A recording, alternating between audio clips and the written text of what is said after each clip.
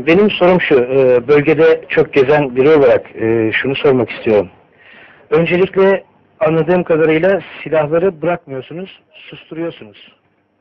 Süresi belli değil diyorsunuz. Ve bu sürede karşı taraftan gelecek onların takınacağı tutuma bağlı diyorsunuz. Ne gibi somut adımlar bekliyorsunuz? Birinci sorum bu. İkinci sorum, ne değişti de böyle bir karar aldınız?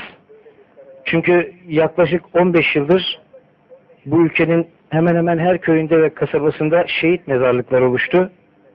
Gerillaların cenazesi bile ortada yok. Bir sürü kan döküldü. Ülkede herkes bu kanın durmasını istiyor. Fakat ne değişti de böyle bir karara vardınız? Ve tarihe bunu ne diye anlatacağız? Evet, teşekkür ederim Sayın Talipoğlu. Sayın Tayfun Talipoğlu'na da selamlar. Şimdi tarihin bu sorunu biz icat etmedik. Ve ilk defa kan dökülmüyor. Bir Dersim isyanına bak 60 bin kişi gitmiş. Hem de onların değil mezarı, kemikleri de yok. Hatta ne kadar kişi öldüğü, nerede öldüğü de belli değil. Bir ağır isyanı, bilmem bir Said isyanı, hepsine bak yani. Bu kandan kim sorumlu? Sanırım Kürtler sorumludur diyemeyiz yalnız. Hep Kürtler suçludur demek büyük bir insafsızlık olur. Kürtler bu cumhuriyetin kuruluşunda size bizzat belgede de gösterdim ki yardım ettiler. Kürtler Türklerin en zor süreçlerine en kritik desteği verdiler. Şimdi bunu görmeniz gerekir. Sayın basın mensuplarının kendi kamuoylarına yönelik gerçekten bazı tarihi gerçekleri hatırlatmaları gerekiyor. Birinci husus bu. Şimdi her köyde bir şehit mezarı ve Pekker'in de gerillaların mezarının belli olmadığı da doğru.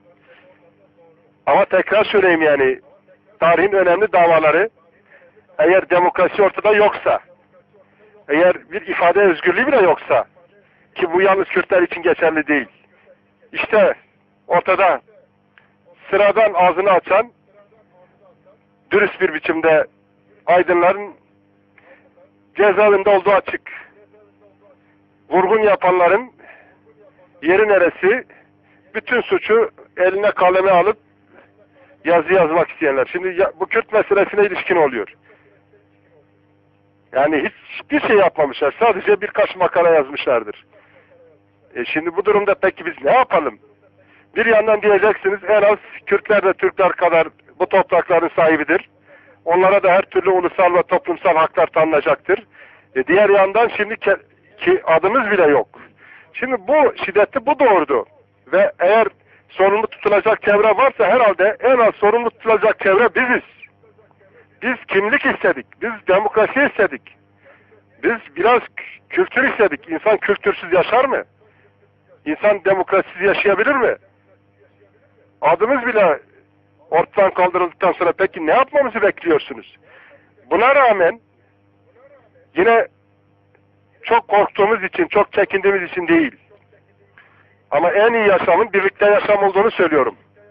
Keşke bu kanlar her iki taraftan dökülmeseydi de gerçekten yüreklerimizi her gün parçalayan bu durumlar olmasaydı da biz meseleleri geniş bir demokratik platformda tartışarak çözüme bağlasaydık. Kim demokratik platformdan kaçıyor? Ne zaman bizden istenildi de biz gereğini yerine getirmedik?